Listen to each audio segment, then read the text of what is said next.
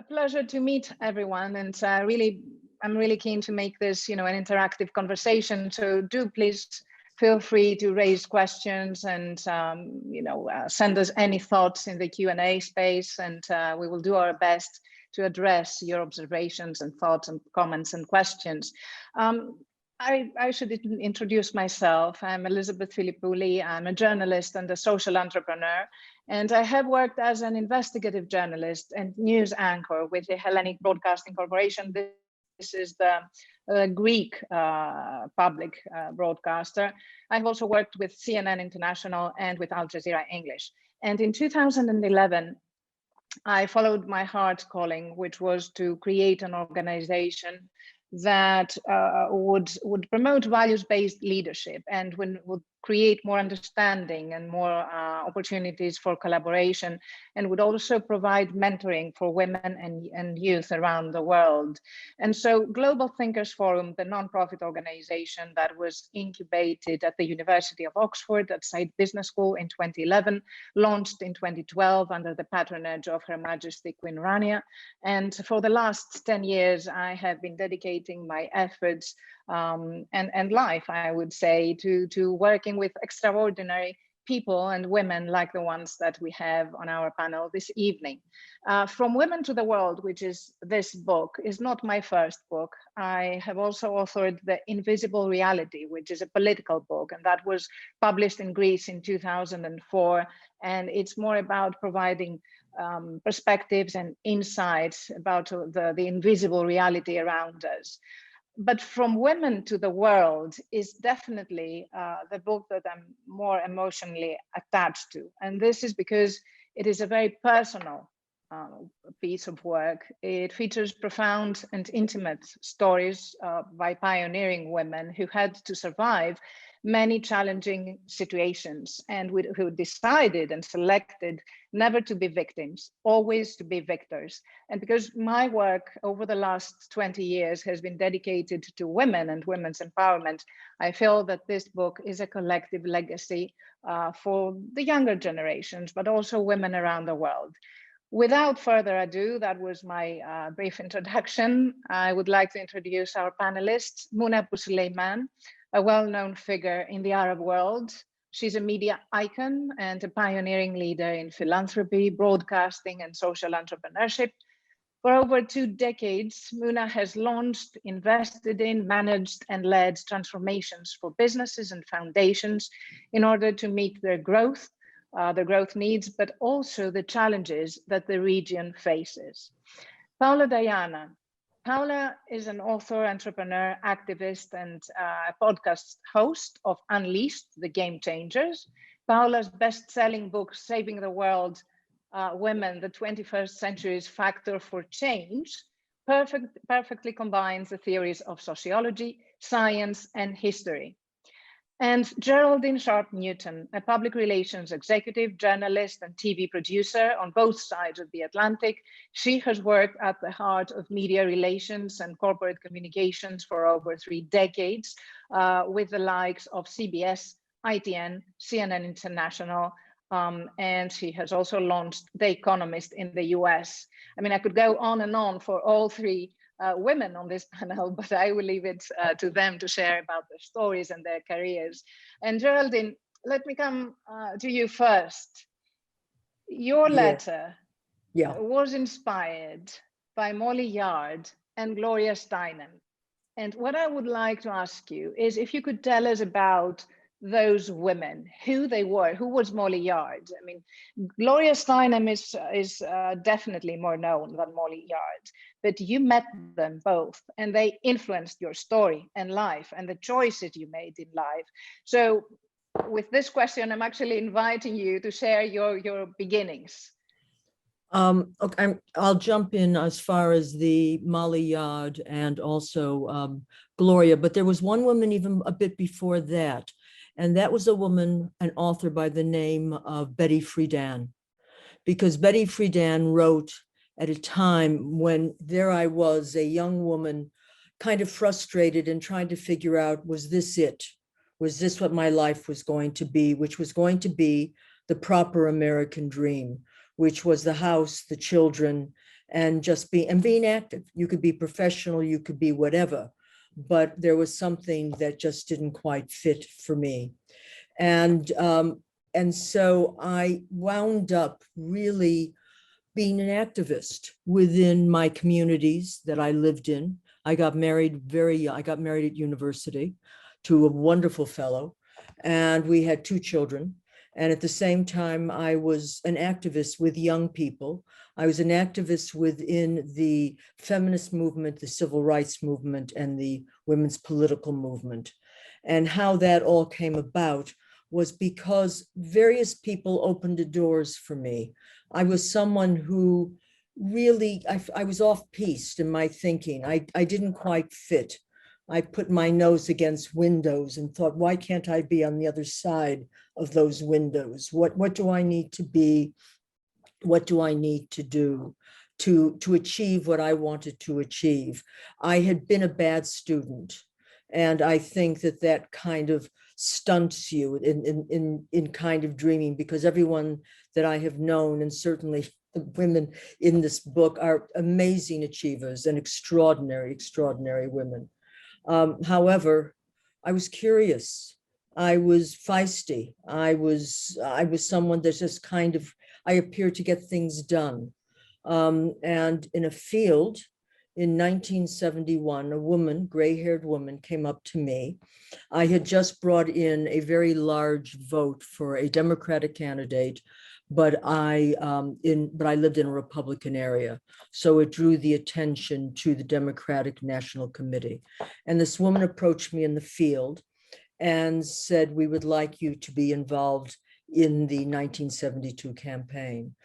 And I said, oh, okay, that sounds like an interesting kind of thought. I can do that. What does that mean? It meant that I traveled all over. It was Pittsburgh, Pennsylvania.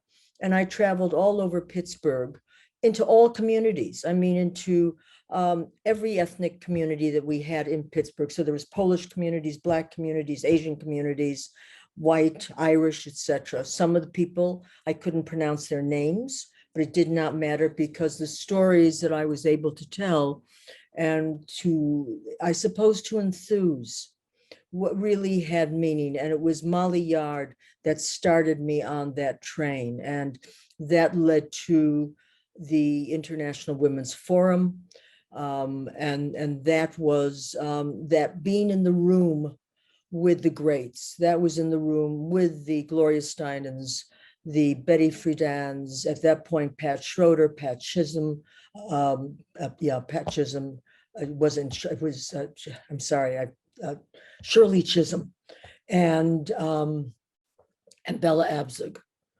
And those were the women. These were the women that were leading change, but we were up against a force that did not want that change. And to this day, the Equal Rights Amendment has not been passed. And what we worked for, Roe versus Wade, which gives us the right over our own bodies, our own reproduction, is now under threat in America. So 50 years on, everything that I cared about and worked for really is under threat. So I come to this period in my life where I went, you want the whole, tell me when I've talked too much. I then went, I decided to, I made a very bold decision, and I decided that I was going to leave my marriage because I wanted to be an independent woman, making my own decisions, taking responsibility for me, and not having to have a name that wasn't my own name. I didn't want to be a Mrs. George with the last name. I wanted to be Geraldine Sharpe Newton. And that person was going to kind of make it, basically. And one of the things in that, I basically, because of the experience that I had in Pittsburgh, I had a proven track record. I had a track record of being able to orchestrate campaigns, get things done, bring people together. And so unconsciously, what I really need, I never even called it leadership. I called it basically problem solving. I called it, if you need something done, I'll get it done. I wound up having my own radio show. I wound up as a television producer. And I also wound up, as which is not in the letter, but I wound up on a television series. It was a 3-part series, and it was done by a gentleman by the name of George Romero, who did the film The Night of the Living Dead, which became an iconic film. Well, he had 3 sports films that he was doing, and he did not know about sports. And I was brought on to work on the last of the sports film. That happened to be the film featuring O.J. Simpson. So it's, it's all of these funny little things that doors opened. And it's about connectivity. It's about networks. It's about people. And people knew that if they asked me to do something, it would get done. And I think that that's kind of an important feature that one needs to have, within their basket. And during that time, I had met Gloria Stein and had spent time with her. And one of the things, and I asked her when I was with her, I said, I don't understand why I'm with you. I mean, why do you need me here? You don't need me. She said, no, I do, because that's what you're going to do.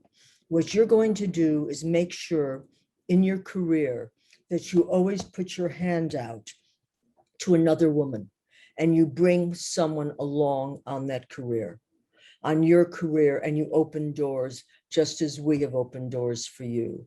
So that's kind of a capsule of time. I think we can move on, come back. I can always continue to chat. Geraldine, this is absolutely perfect. It gives you just a little taster.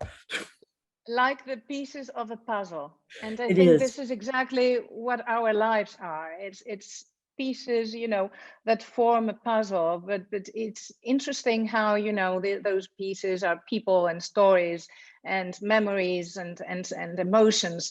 And from women to the world, I mean, this book to me is a legacy. And I think that it's a legacy for all of us, because it's stories like yours and like the one that we're going to hear from Muna and Paula, of course, that are stories of empowerment. I mean, by hearing this and by listening to what you just said, that you felt that you were trapped in a marriage and everything seemed absolutely perfect, but something was not perfect for you. And I think that it is very brave, very courageous that you're sharing with us this reality and breaking a stereotype that, a perfect marriage, you're being looked after, you're having your kids and raising, your kids and your family in seemingly perfect conditions, but there's something within, in your heart, in your soul, that is kicking from within. So with that, let's move on to Muna. Muna, what have been your early beginnings? I'm so sorry, Elizabeth. Can you just repeat the last sentence? I didn't hear it. Yes, I'm asking you to share with us your beginnings, like Geraldine did. So take you back a few years. So my beginning was probably at a time that I wasn't even conscious that it was the beginning. One of the most important events that shaped who I am was being a third culture kid, which is somebody who has traveled a lot, had to move between countries, between cultures at a time that they were quite young. And so moving from Saudi Arabia to the US, to Egypt, to Malaysia, going back and forth, gave me a kind of resilience of having to, you drop into a culture and within days, the kids are, not the nicest human beings in the world. You have to learn how to acclimate, how to accommodate, how to read the situation. And so that, as well as seeing how different people made different choices with different cultures, and the ability to just blend in until you figure out what you want to do with this is really my beginning. That is, I think, one of the things that formed my resilience, formed my ability to make a lot of choices,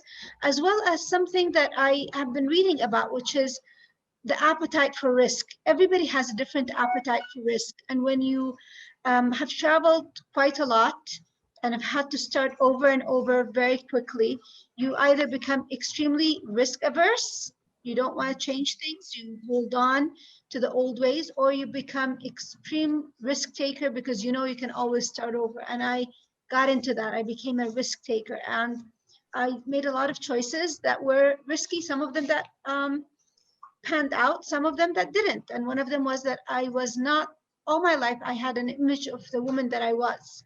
And it was based on the 1980s power, dressing woman. And yet I was married at 17 after I finished my first year of university, which I thought was very empowering to make these kind of choices. I got divorced at 28. Again, I thought it was a very empowering choice that I made. And started taking opportunities whenever somebody said there's an opportunity, but there's a lot of risk, such as my TV show. When I accepted it, I was the first Saudi, I was the first person who wore hijab on TV, on Pan-Arab TV. That was not in a religious show. It was just a normal show. All these kind of decisions that I made in my life, it was the resilience, the knowledge that I can start over, that it doesn't matter if you fail, the ability to take risks and not make it into a bigger deal than it was, informed a lot of my choices. The other thing is that as more opportunities opened up for me in different sectors, so I moved from teaching at the university to TV world, the first person to do that in a very successful television show that I adore, and I will maybe talk about it a little bit later, to philanthropy, becoming a head of the biggest foundation at the time in the Arab world, starting it from scratch, building the team, realizing that I love management, that I love transformation, that there is something about bringing team members together that have different abilities and making them work well. And that whole complex, complicated process informed that situation, but as well as later on when I became a serial entrepreneur, because every single time you have to start and make a new team and, and rally behind and fundraise and do all these kind of things. And I guess also that maybe something that I didn't talk about in the book, since I was very little, everybody would talk about Helen Keller. I'm sure everybody knows who she is, and she's an amazing role model, just like one of the most absolute, beautiful, courageous women that probably Earth has ever known. And nobody talks about Anne Sullivan. Who's Anne Sullivan? Anne Sullivan is her teacher. She's the person who actually helped Helen Keller become the person who she is. Without Anne Sullivan, without her skills, her patience, her love, her passion for helping others, we would never have seen Helen Keller. And so that's the kind of person that I am attracted to since I was very little, the people who help others achieve their potential, the people that use their skills to make sure that others shine. And that just continued for the rest of my life. And I think I also spoke quite a lot, so I'll let somebody else come in now. No, that was brilliant. And before I, ask you, Paola, invite you to give us, a narrative as to, what shaped your first years as a young woman. I will just say, because you mentioned Anne Sullivan and you mentioned Helen Keller, and we talked about Molly Yard and Gloria Steinem and Betty Friedan, and perhaps I should mention that what we find in From Women to the World in this book are letters which are addressed to women that have somehow influenced the person who writes the letter. And this is something that is happening for the first time. When I invited those exceptional women to write a letter, we have 34 letters in this book. I was thinking actually about, naturally, the women that have shaped who I am, choices I've made in life. And of course, the first women who came to mind have been my mom and my grandma.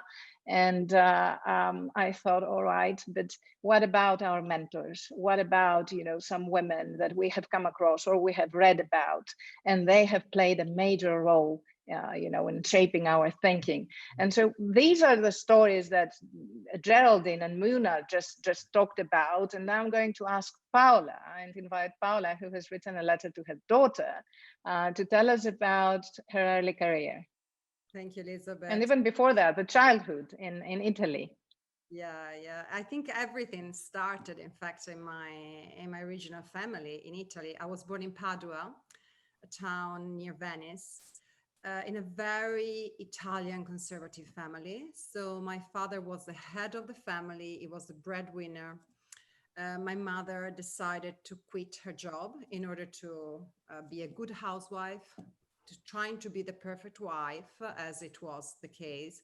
They were quite older than me because they had me and my brother quite late, and I was the rebel in the house. I wasn't accepting this controlling attitude and violent attitude of my father, and all the time I risked a lot. And my father, when he was upset with me, he didn't let me look him in the eyes. I will forever remember this. So we were facing each other. He was a very tall man. He was a 6.4. So can you imagine? I was very scared. I was a child, and still I couldn't look at him. I had to look down. I will remember this forever because it's something that is not only terrifying, but it also cuts all your, I think, self-esteem, your security, you just have to feel fragile, you're not under control, you have to stay there. And I think this is horrible. So doing that to a child, even to an adult, would be horrible, but to a child is even more horrible. So when I finally found the courage to look him in the eyes when I was 14 and to threaten him that I would have called the line that protects children, from that day, everything changed, because I finally found my strength, and I decided I will never, be a victim. And he got scared. He got scared for his reputation, because my father was a very well-known person. He was the head of the hospital, and there was a professor at university. So it wasn't, someone maybe poor, ignorant, that usually, people think that violent men are something like that. Actually, unfortunately, violent men are everywhere. They can do all sorts of jobs, and the fact that he was so scared by his reputation to be ruined, it made me think a lot. And that's why also I was a strong supporter of the Me Too movement, because I totally understand how reputation, or ruining the reputation of someone who is behaving badly, is a weapon. And finally, women have this weapon in their hands. So finally, we can use social media on our side. And yes, so I think I was born a feminist. I survived my family, and I decided to point everything on myself. So to really invest in myself. That's why I went to university. I got married as well early, I think, like my two co-speaker. And this is something, interesting. And myself included, Paula. And you too as well. I don't know, maybe also some of the participants, or maybe all of them, I don't know. So it's really interesting. And I got divorced when I was 28, like Muna. And I decided... and like Elizabeth. And incredible. This is incredible. Because I understood that he wasn't the right man for me. He was a very good man.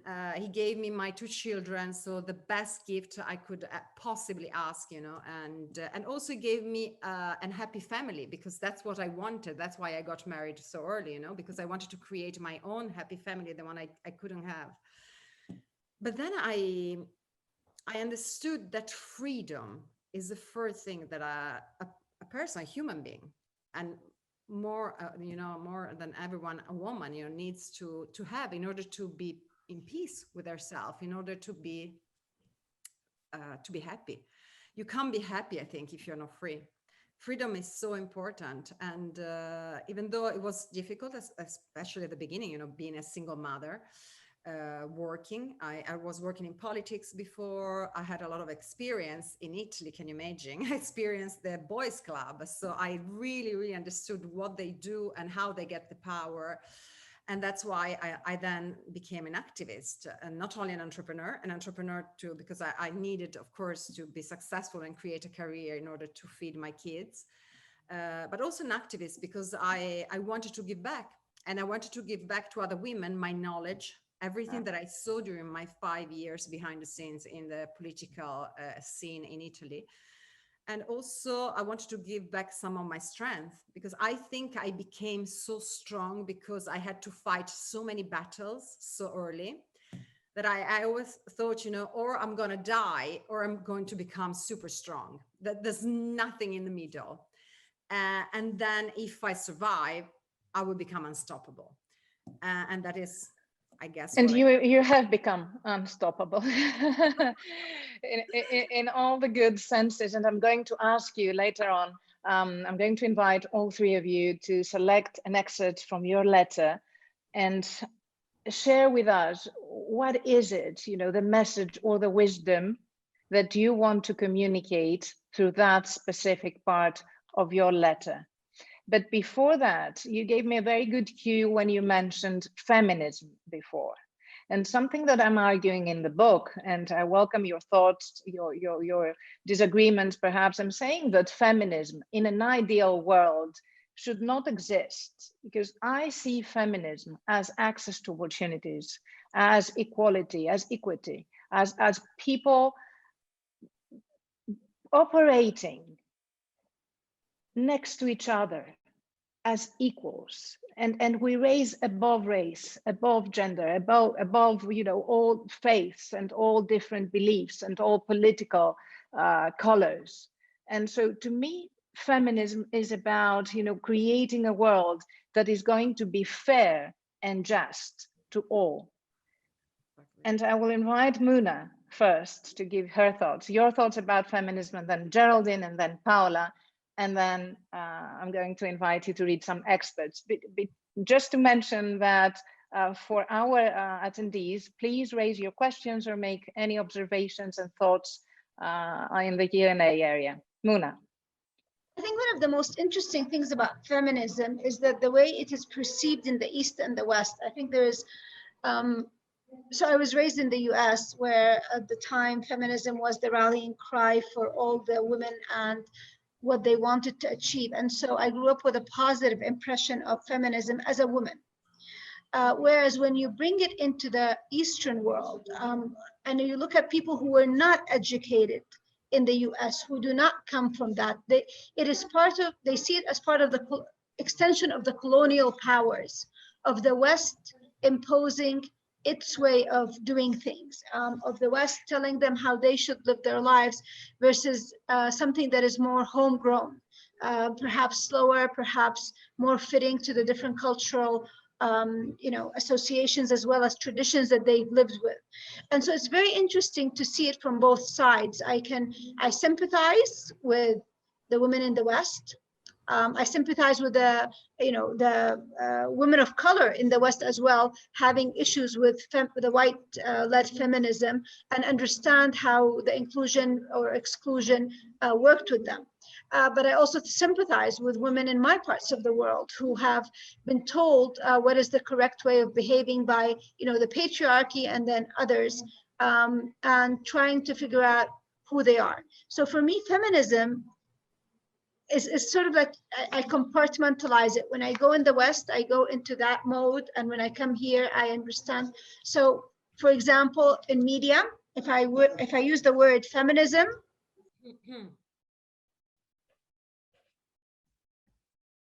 oh, whoops, she froze.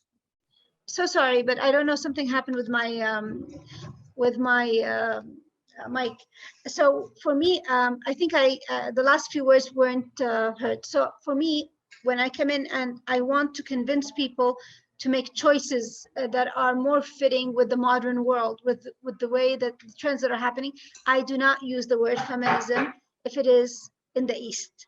it is almost an immediate word that would make them block anything that I say, because it would immediately situate me into a certain type of person, a certain type of uh, culture, elites, again, telling people what to do. So it's a very complicated word for me. I love it on many different levels. At the same time, I understand that it has to be used very carefully, because in the end, it is not about the word, it is really about the result.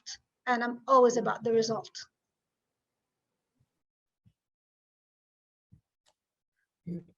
Well, I think that's quite terrific, because you, following on from what you have just said, for me, I think that the word feminist is a label, and it is an unhelpful label in today's world. And it was an unhelpful label during my time of being a political activist, because if you remember the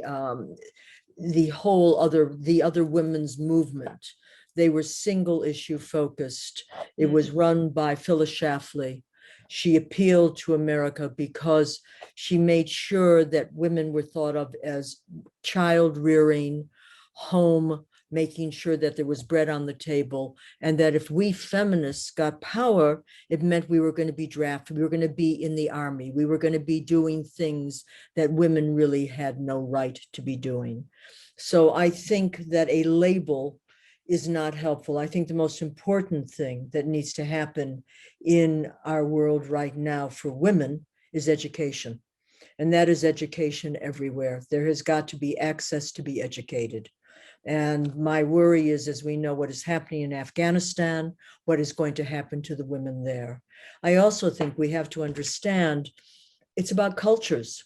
I think we cannot impose what we believe is our right in the West on the developing worlds and other worlds, because it's not always fit for purpose. And I think we have to hear everyone's voices. And I think we've got to understand that the voices come from varying levels. And I think we have got to be sensitive to that. However, I am also concerned about the use of language now. I don't want to have to be told that there are words that I can no longer use. Woman, female, all of that. I do not want my language taken away from me. Words are essential. Words words hurt. They can be damning, but also words can cause, something quite wonderful. And we must stop with trying to change the language. So that's also that's even more than feminism. That's all about, as we open up to the diversity that people are seeking, we have to be sensitive to their needs, but they also have to be sensitive to who we are and what we are. So that's c'est moi. And I suppose Paula. Thank you. Yes, or Elizabeth. Thank you, Geraldine. No, it was just about to say that we have some very interesting questions coming in. We are going to start receiving questions in about 10 minutes, or actually answering questions live. And if we need to, we can stay a little bit longer, just beyond 7:30, if all right with everyone.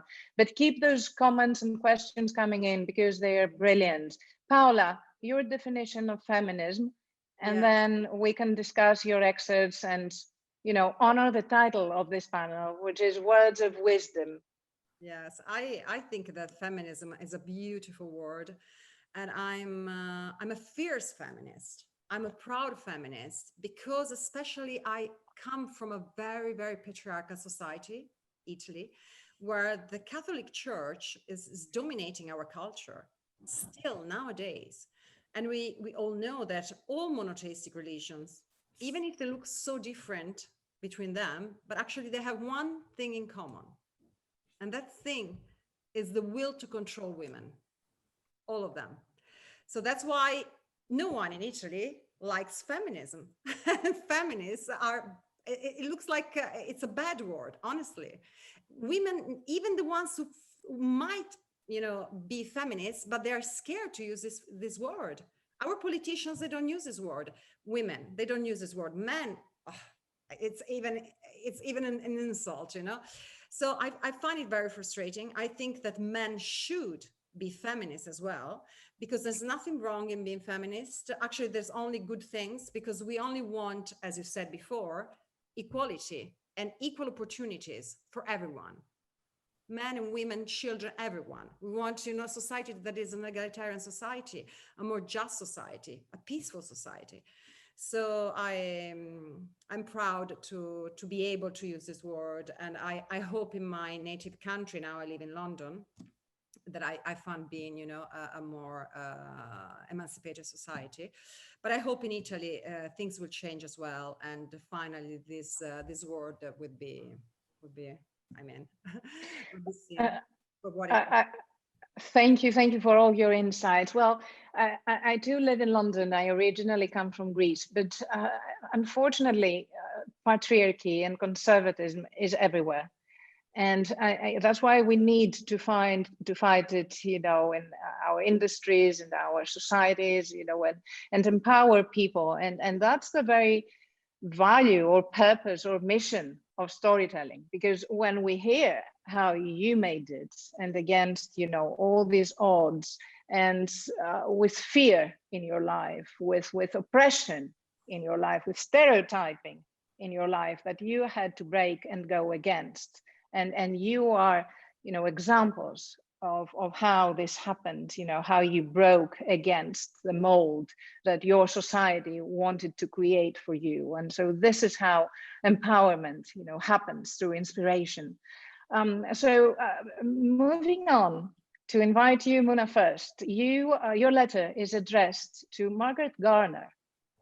And Margaret Garner, for those who perhaps haven't heard the name, was a slave in the 19th century in the US, in Ohio, if I'm not mistaken. And she was an enslaved woman who attempted to escape, you know, her captors, her masters, and escape to freedom. And she murdered her daughter, her 4-year-old daughter, because she didn't want to see her back in captivity, in slavery. And your letter is opening so powerfully and so shockingly. And what prompted you to do, you know, to write, give it such a compelling opening? So the background of it is that the background of it was that I'm actually an English literature major, and I was 19 years old, a young single, no, I wasn't a young single mother at the time. I was a young mother at the time. Single came a few years later, and who had just had her daughter, who was a few months old, and I'm studying this. And when I encountered the narrative, when I learned that it was based on truth, it was probably one of those moments that change your lives. There's certain frameworks you work with, and sometimes you learn about it through theory, sometimes you learn about it through your own experience, but many times it's about other people, what they went through. And that was one of the first moments that completely shifted the way that I thought about things. And I'd love to read the beginning and then perhaps read a little bit about myself within the letter. You slit your 2-year-old daughter's throat when the slave hunters finally caught up with you, hiding in a small cabin on the way to Ohio, a free state in 1850. Her name was Mary. She was your oldest, the one who knew something was wrong as you were running while the 2 babies slept. You, plastered with sweat, a 22-year-old mother of 3 children, produced from repeated rapes by your master. You knew exactly what the hunters will do. Anything was preferable to letting Mary live the same life you did, subjugated, enslaved, raped. If she was not free, death was better. And so you killed her, took her life, with her looking at you, trusting you to make the best choice for her. So that was the opening of my letter.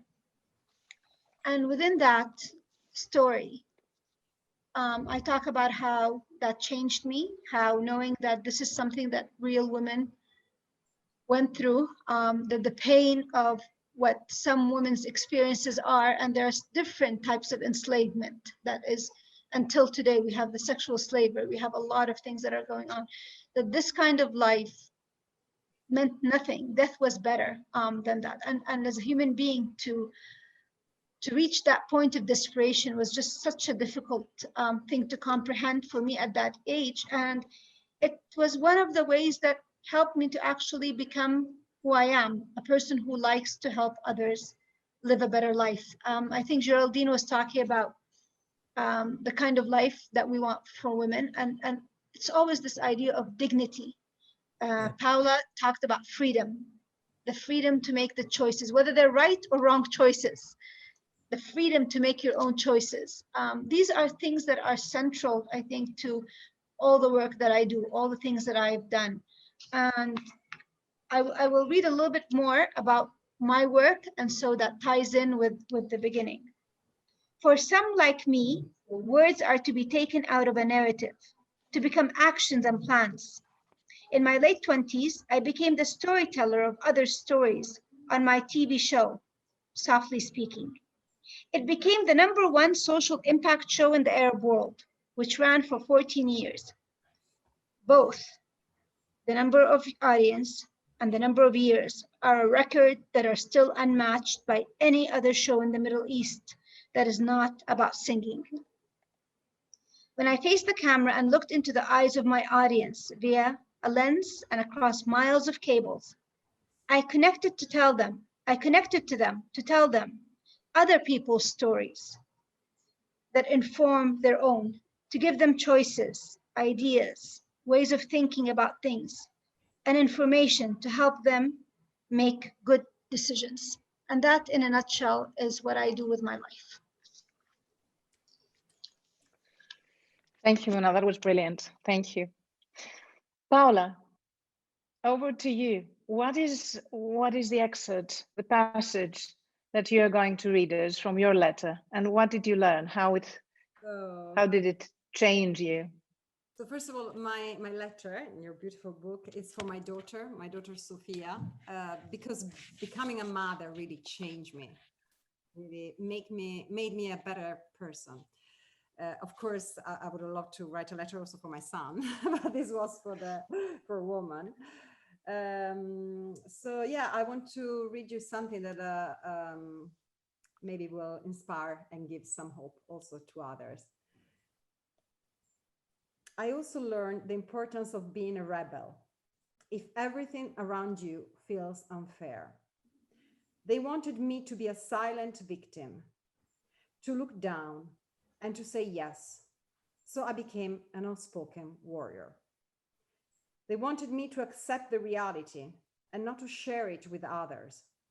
So I became a writer and a speaker who writes about injustices, who learned to fight back and to believe that everything can change.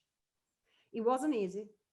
I went through many horrible moments, days, nights, periods of my life when I thought I should give up, but I never did. And this is my first and most important advice to you, my daughter. Never give up, no matter how dark it seems out there. You will always find a light inside of you or inside someone who loves you, who will show you the way and give you hope. So I think wonderful.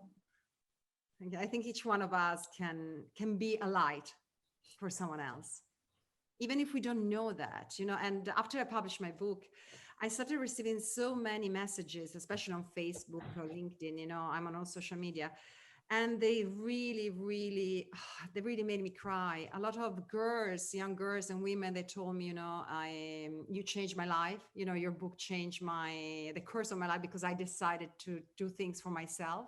I decided to be free. I decided to take chances. I decided to risk. And that is beautiful. I think if, you know, we can give some hope, just a drop of hope to someone else. And also it is so true that I think all of us, there are times in our lives when we have felt desperate. There are traumas in our lives, you know, childhood traumas, but then later on, you know, in life, when we experience the world, relationships, friendships, marriage, choices we make, they may end up very traumatic. And so that creates, sometimes we feel that the world is ending, although it's a dead end, but it is not. And I think it is hugely important to draw inspiration from each other. And with this, over to you, Geraldine, to read a passage from your compelling letter. And what is it that you want to communicate? And then we can take some of the questions, which are fantastic, and comments from the audience. Okay, first of all, I'm from another generation. So you are all the future. I am in that generation, which is what, the decades of your 7th decade, your 8th decade, your 9th decade, one of those decades. So I bring a whole different look to it all.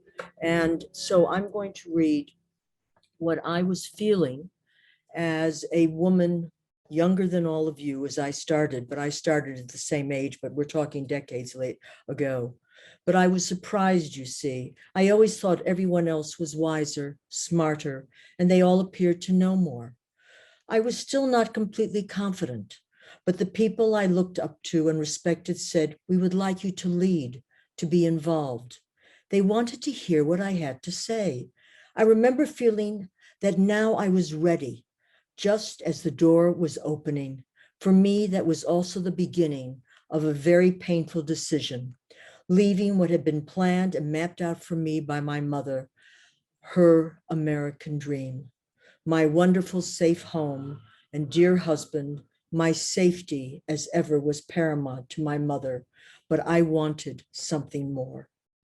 No longer was my nose pressed against the glass of the window, knowing I wanted to be on the other side. Now I wanted to be heard too. I wanted to live, not just to exist. The door was opening. Remember, in the 60s to the 70s, women were marching, fighting, having a voice, so well articulated by my friends and inspirations. Betty Friedan in her seminal book, The Feminine Mystique, Gloria Steinem with Ms. Magazine, and now me, it was my turn. And I was saying, yes, I will do it. And so all those years later, now being part of this book is really incredibly inspiring for me to see and read all of your stories and being part of a story that meant that what I did actually has had an effect on people. And so for me, it is about, for all of you, and the continuing thing is always being curious. Take the chances. Don't be afraid. And always put your hand out to someone to take along, because everyone needs a mentor. So that's kind of my little summation. And you have been an incredible mentor for me, Geraldine. Well, the women in this book, you come from 19 different countries and all ages and industries and cultures. And I think that it's like a global conversation through these pages, is as if we're rediscovering each other, but also our own stories. So over to the audience now, with the first question being from Mima to Paula. This is to Paula. I had a scary authoritarian father as well, and therefore I never got married, and I swore at the age of 18 at my father's funeral that I would never ever financially or otherwise depend on a man, and I didn't. And I say, Mima, well done. I say well done, because I'm actually in the process of writing my second book, and it's all about marriage, love and attachment in the 21st century from a feminist perspective, my perspective. And I'm really, really thinking deeply that marriage, has to change. And if it will still be like this one, for women, maybe it's not a good idea. So I totally understand what you say. I think I was looking for a father myself when I got married, but then I understood that even with if my former husband was older than me, actually it was like a child. So it was like for me having 3 children, not 2. Can you imagine? And then I found the strength in myself. So well done for you to have found that strength inside yourself. I don't think there is anything wrong in not getting married. Actually, I think you can be the most amazing person. You know, I hate when people, mock single women. Why you didn't find a man? Why? Maybe because I'm too fabulous. Or I always say, I'm happily divorced, as an example. So yeah, there's nothing that adds to your life if you get married or not. It's just a choice. Everyone is free to make it. You can also live with someone without getting married. You can have multiple relationships. And also, I don't believe in a lifetime relationship. I believe more that love can be the best love of your life, but maybe can last 2 or 3 years, maybe 5. We don't know. It doesn't mean that you split up, you are a bad person or you're a failure. It just means that you changed. And maybe you change in different ways from your partner. But there's nothing wrong with that. So I think each one of us has different phases in our lives. And so maybe, in one phase of our life, getting married is good, maybe getting married is wrong. You know what I mean? So then we just evolve, and we can evolve by ourselves. And it takes us to, thank you, Paola, to what you mentioned before. It has to be about freedom of choice, freedom of preference, freedom, to follow your heart's calling. And I would add this, social stereotyping, those social cliches that, you need to get married, or you should stay, in your marriage no matter what. Or you should have children, because children are going, to give you fulfillment as a person, as a woman. I think that we need to understand that what gives us fulfillment ultimately is, first of all, serving others and being there for others. That, I think, it's the most important thing, because at the end of the day, we all are going to end the same way, one way or another. We are temporary in this world. And I think that if we can create a better world for our children, for other people, this is what, gives us the right mission. Muna, you wanted to say something? I wanted to say something. I think one of the things that we need to, whether it's male or female here, it's not about that. It's about the journey. And I have a 27-year-old and a 22-year-old daughters. And for both, I tell them, you make choices based on the best information you have at the time. And it might be a mistake. It may be, a detour. Maybe it's not the direction you want, and you change and you go through a lot of things. And there's going to be loneliness, and there's going to be pain, and there's going to be joy. The point is to enjoy every part of your journey, wherever that takes you. It takes you to the path of being married for 50 or 70 or 75 years, like Jimmy Carter and his wife, which are like an amazing couple, or it takes you to single motherhood, or it takes you to no children. Whatever your journey takes you, just enjoy it. Be open to it. And embrace that experience. A lot of times the pain comes in from what your experience is versus what you think your experience should be. And by letting go of those expectations and just concentrating on your own self and your own path, I think we can do a really big favor for a lot of young children, to save them from a lot of pain and feeling of inadequacy. Well said. I'm on mute. Well said, Muna. A couple of comments here that Howard says that many men, including myself, are feminists. Thank you, Howard. And this is why we mentioned before that it is important to include men and all genders, in fact, in these conversations, because it has to be about understanding. It is not gender specific. Yes, we fight for women's rights. We fight for more women in leadership, because we believe that our societies and our world is going to become a better place for all if we bring, more women around the table. But it is about feminism as in, a better, a fairer world for all. And thank you for this comment. Another question, do you find that often, in particular in very patriarchal societies like Latin America, the biggest opponents, or the ones that keep feeding patriarchy, are actually women themselves, and in particular mothers who raise their sons and daughters with double standards in mind? And what do you think we can do about that? Who wants to take that? Geraldine. I knew you were going to say it. Yeah, because I've got a thing where gosh, yes, we do. And I sometimes think that we women are not terribly good to each other. So there is that issue among many, many issues. I don't think there's an easy answer. I really, really don't. It is what is happening within the home. And it is how much, I suppose, in a way, because I had a very difficult childhood, which I didn't talk about. I was a dreamer. I kept thinking, this is not really what life should be. I've got to figure out a way how I'm going to get out of this. And so I had a dream, and I kept that dream alive. And at the end of the day, our lives are precious, and we have to take our lives and have them for ourselves, but also reaching out and understanding that the societies that we come from have boxes that they put us in, and we have to be wary of boxes. Corporations put us in boxes, little mailboxes, clearly, but boxes. So we are always being boxed in one way with a demand of how we're supposed to look, how we're supposed to talk, how we're supposed to behave. And life is about navigation. And it's also about being able to adapt and understand that it's also a roller coaster. It is also not fair.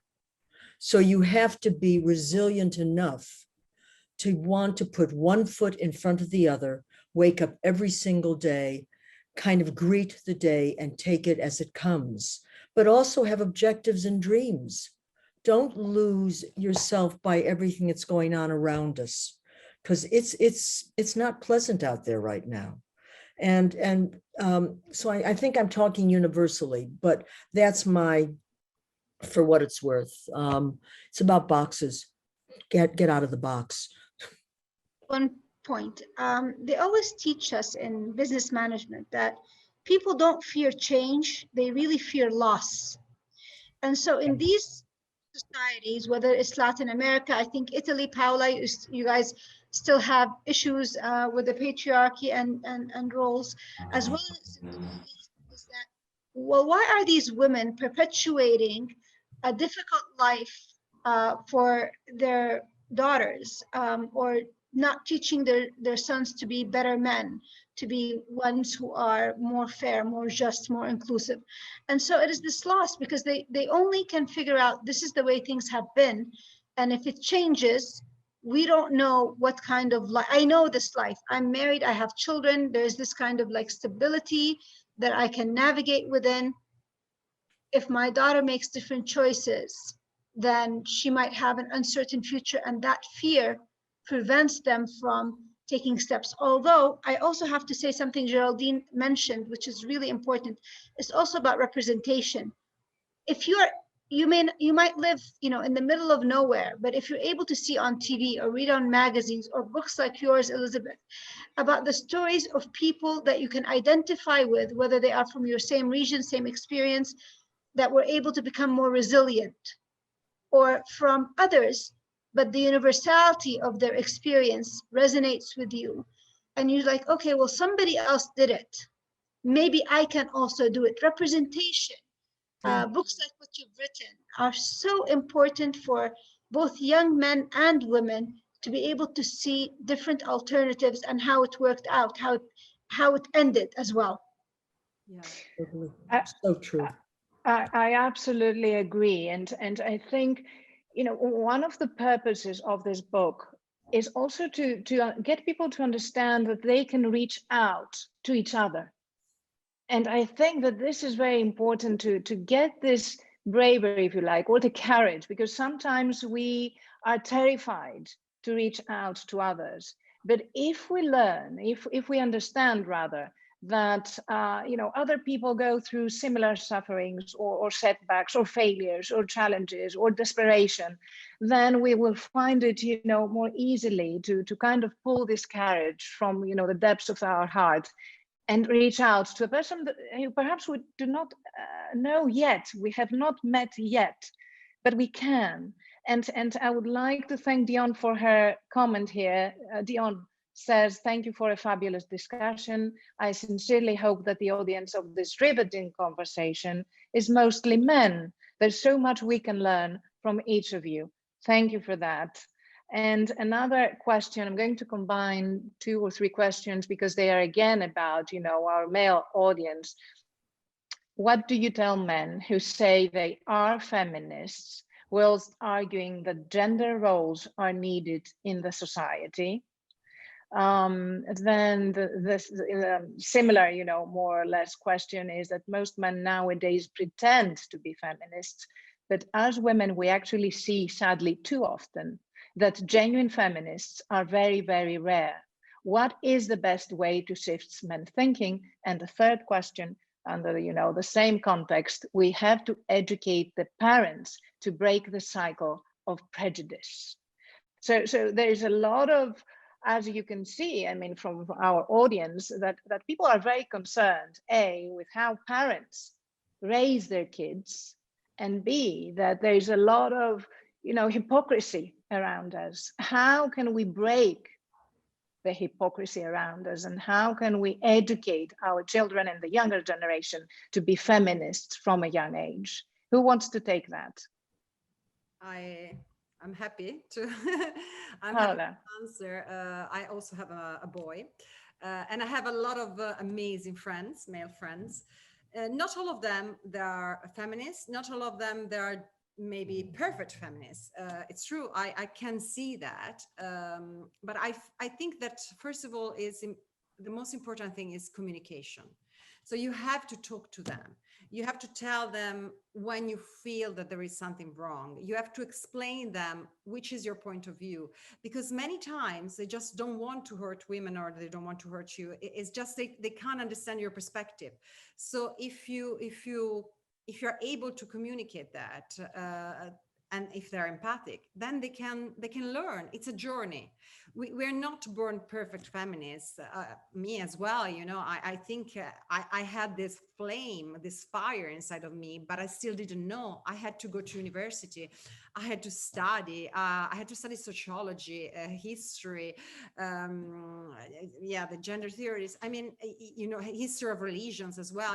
That really opened my head and my views.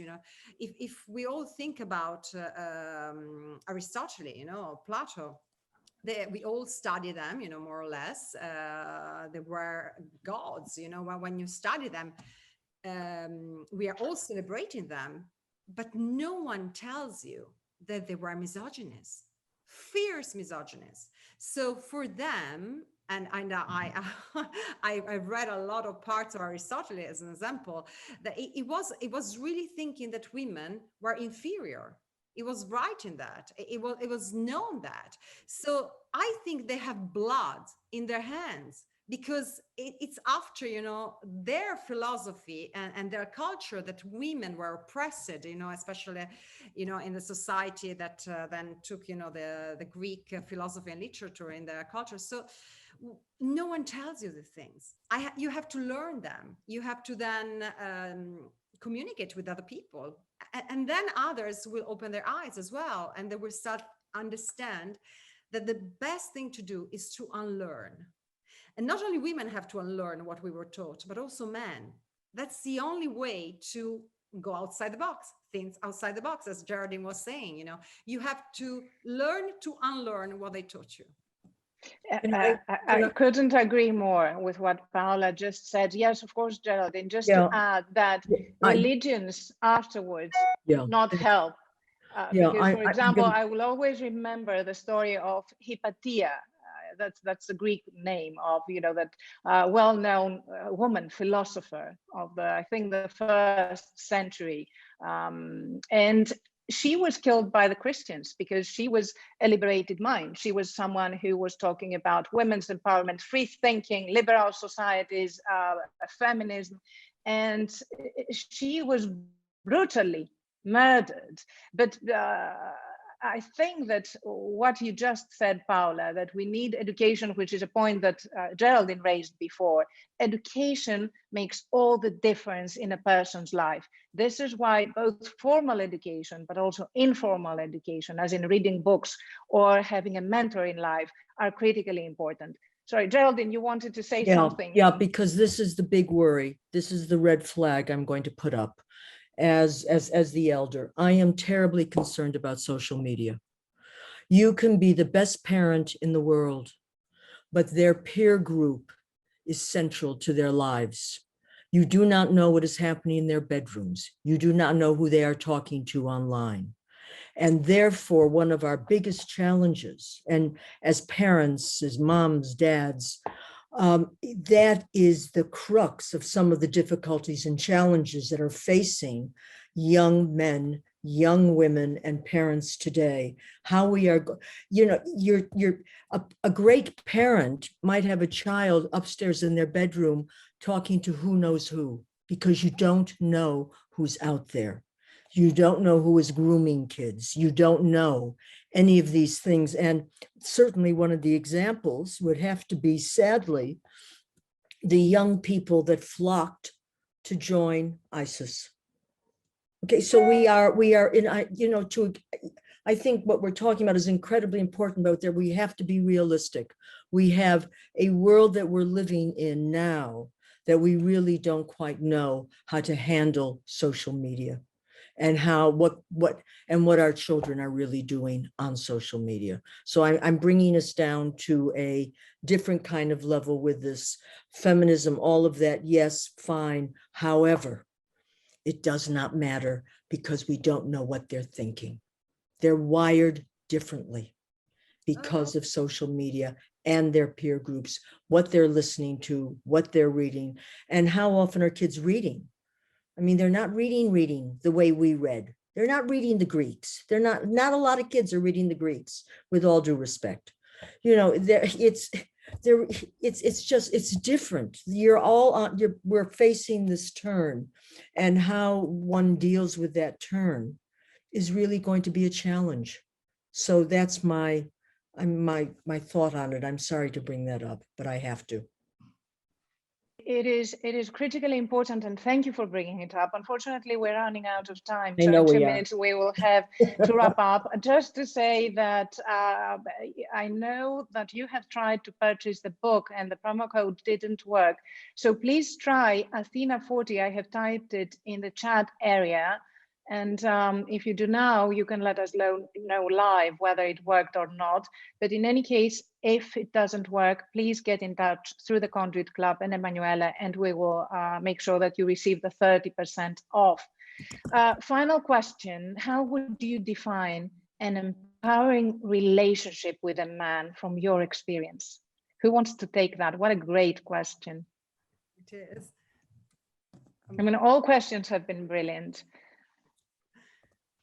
I mean, from my point of view, is a relationship among two equals. You don't have to be exactly the same, of course. There are differences, but each one helps the other one. It's like a partnership. So I want you to succeed in life, and my man wants me to succeed in life.